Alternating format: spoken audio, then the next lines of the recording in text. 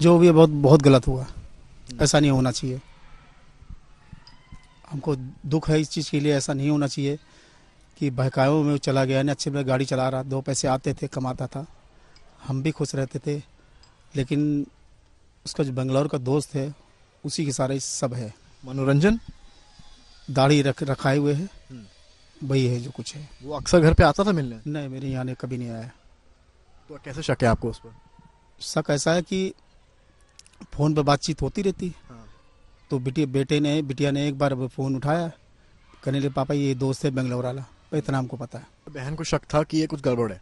नहीं, गड़बड़ नहीं है, वो मनोरंजन की तरफ। हाँ, बात करता था ये। तो आपको क्या, आप लोगों ने रोकने की कोशिश करी कभी? समझाते थे, बेटा देखो ऐसा कोई काम न करना जिसमें हम लोग इज्जत खराब हो। करे पापा कोई ऐसा काम नहीं करेंगे जिसमें आपकी इज्जत खराब हो। सागर वर्मा जो पार्लियामेंट आरोपी है, पकड़ा गया है, गिरफ्तार किया गया, उसकी मां के साथ मौजूद है लखनऊ में, जो रामनगर में रहती हैं। ये बताइए क्या नाम है आपका? रानी शर्मा।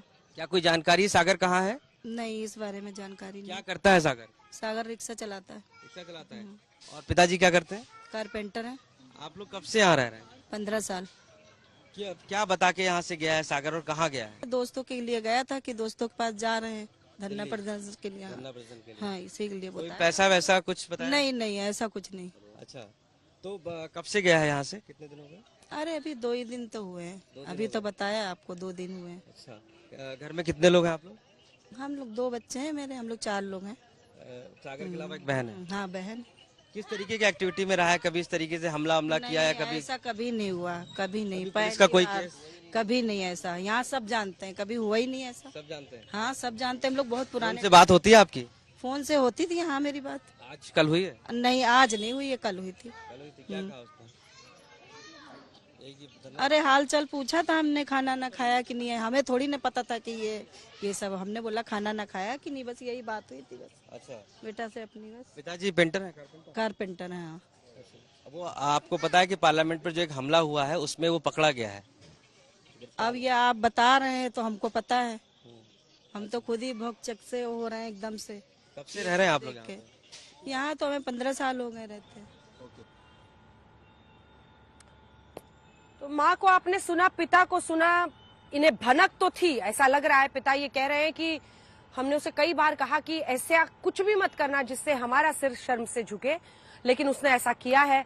मलुक नागर साहब, बेनीवाल साहब, मिश्रा जी, मैं आप तीनों के पास अब आकर कमेंट लेना चाहती हूँ। मलुक नागर साहब, ये रिक्शा चलाता था सागर, और उसके पिता पेंटर हैं। आपको लगता है कि बेरोजगारी का जो एंगल आज अधीर बाबू ने उठाया है वो शायद सही नहीं है? क्योंकि मैं ऐसा मानती हूँ कि बहुत सारे लोग हैं जिसको अलग अलग रंग देने की कोशिश कर रहे हैं। कोई इसको बेरोजगारी से जोड़ रहा है, कोई इसको क्रांति से जोड़ रहा है, कोई अलग अलग व्यू पॉइंट इस पर दे रहा है। ये अपने आप में एक असीम गुनाह है। ये अपराधी है इस देश के। इस देश की संसद में इन्होंने वो गुनाह किया है जिसकी मतलब इनको सजा मिलनी चाहिए। और ऐसे में इसको जस्टिफाई करना या ग्लैमराइज करना कि बेरोजगारी की वजह से कूद गए या क्रांति कर रहे थे, ये तो एकदम सरासर गलत है।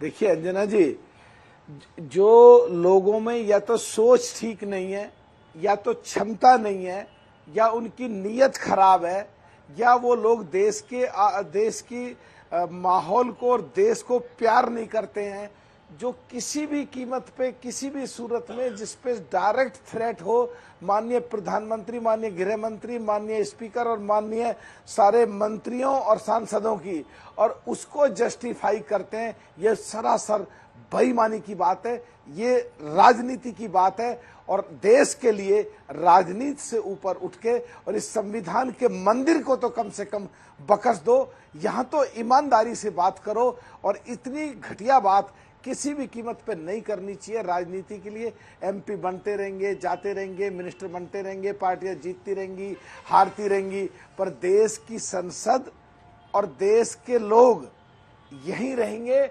और कोई भी बात ऐसी नहीं करनी चाहिए जो विदेश में बैठी हुई विदेशी ताकतें जो हमारे देश को कमजोर करना चाहती हैं, उनकी हिम्मत बढ़े। अंदर अगर वो गए तो आतंकवादियों की हिम्मत बढ़ेगी, विदेशी ताकतें जो देश को कमजोर करना चाहती हैं, हिम्मत बढ़ेगी। हमारी देश की अर्थव्यवस्था जो वर्ल्ड में तीसरे नंबर की तरफ को चल रही है, उसकी हिम्मत बढ़ेगी। $5 ट्रिलियन की तरफ को देश की अर्थव्यवस्था चल रही है, उसको जो कमजोर करना चाहते हैं उनकी हिम्मत बढ़ेगी। हमारी देश की जो दुश्मन है डायरेक्ट, उनकी हिम्मत बढ़ेगी। ऐसी चीज को जस्टिफाई करने का मतलब है उस आदमी में देश से प्रेम नहीं है या वो देश को समझता नहीं है। ठीक है बेनीवाल जी, अब आपके पास आते हुए, क्योंकि अब जो इस पर पॉलिटिक्स हो रही है उस पर मैं आपका भी व्यू पॉइंट जानती हूँ, क्योंकि फर्स्ट लाइन में आप ही लोगों ने उन लोगों को पकड़ा है जिसे हम बार बार आज तक पर हाईलाइट कर रहे हैं। लेकिन सवाल ये भी है कि दोधारी तलवार पर चलना ठीक नहीं है इस विषय पर। अगर ये देश की संसद की सुरक्षा में चूक है, गंभीर मुद्दा है, तो ऐसे में जांच सही हो, पता चले कि क्या वाकई किसी ने साजिश रची है। इस पर अलग अलग तरह की थ्योरीज देना। जी अंजना जी, मेरी एक बात को आप नोट नहीं कर रहे हैं। मैं ये कह रहा हूँ कि 2 व्यक्ति अंदर कूदे थे और एक महिला और एक लड़का जो दर्शक दीर्घा के अंदर था। ये बात तो लोकसभा अध्यक्ष और इनके जो कैमरे लगे हुए थे, रिकॉर्डिंग थी, उससे ही पता लगेगा अंदर 2 वो लोग कौन थे। बाहर तो पकड़ लिया आपने, बाहर जो धुआं छोड़ रहे थे उनको 2 को पकड़ लिया। 2 वो कौन है जो उनको ऊपर से कूदाने में सहयोग कर रहे थे, उनको भी तो पकड़ना चाहिए ना, सामने आना चाहिए। देश के रक्षा मंत्री अंदर थे, वो भाग के बेल की तरफ भी आए थे, प्रमुख लोग अंदर थे। पहले तो 2 आदमी जो दर्शक दीर्घा के अंदर, इन 2 के अलावा कूदे, उनके अलावा जो 2 बैठे थे वो कौन थे, इनके पीछे क्या साजिश है। और कांग्रेस के और बाकी विपक्ष के ज्यादातर सांसदों की तो एक ही राय थी कि भाई सुरक्षा में बड़ी चूक है, सुरक्षा पुख्ता होनी चाहिए और बड़ी कार्रवाई होनी चाहिए। जिस तरह 100, 150, 200 विजिटर अंदर आते हैं, जिसका मौका लगता है 100 को ले आता, 50 को ले आता, 150 को ले आता, तो जिस तरह भेड़ बकरियों को भरते हैं उस तरह पार्लियामेंट के अंदर भरे, ये भी बात ठीक नहीं है। मैं आपको बताऊं, विजिटर आने चाहिए, कार्रवाई देखने के लिए लोगों की मंशा होती है, लेकिन धड़ल्ले से चलता है। बेनीवाल साहब, मैं आपकी बात से बिल्कुल सहमत हूँ, बिल्कुल सहमत हूँ। दोनों बिंदु जो आपने उठाए हैं वो बेशकीमती हैं। एक तो आप कह रहे हैं कि 2 लोग थे वहां पर जिन्होंने सहायता की इनकी कूदने में, उनकी छानबीन होनी चाहिए। और कई बार बसों में भर भर कर लोग, सांसद हैं, अलग अलग पदों पर लोग हैं, वो अपने बसों में भर भर के लोगों को लाते हैं। ऐसे में कई बार सुरक्षा को लेकर बहुत गंभीरता बरतने की जरूरत है। मिश्रा साहब, आपका नजरिया क्या है इस पूरी घटना पर? मिश्रा जी। अंजना जी, मैं क्लियरली बताना चाहता हूं, मैं पार्लियामेंट में था और 2001 का मैं याद करता हूं किस तरीके से वो इंसिडेंट हुआ था और हमारे जो जवान कैसे शहीद हो गए थे, इसको मैं अच्छी तरह जानता हूं। और वो चूक से बहुत हमको सबक मिला और पार्लियामेंट का सिक्योरिटी का अपग्रेडेशन किया गया और वहां पर जो पब्लिक गैलरी था उसको बंद कर दिया, उसमें थिक ग्लास भी लगाया गया और उसके साथ टेक्निकल अपग्रेडेशन काफी हुआ था बिल्डिंग गेट्स में। और अभी जो इंसिडेंट हुआ कल, मैं सभी को सुना, सभी वक्ता को सुन रहा था। मैं कोई पॉलिटिकल स्टेटमेंट नहीं दूंगा, पॉलिटिकल बात नहीं करूंगा, लेकिन कल जो इंसिडेंट हुआ, definitely it was a very big security lapse and security threat to parliament, जो कुछ भी हो सकता था कल। पॉइजनस गैस हो सकता था, he could have taken a pistol in his shoe also, he could have taken improvised explosive device also in his shoe.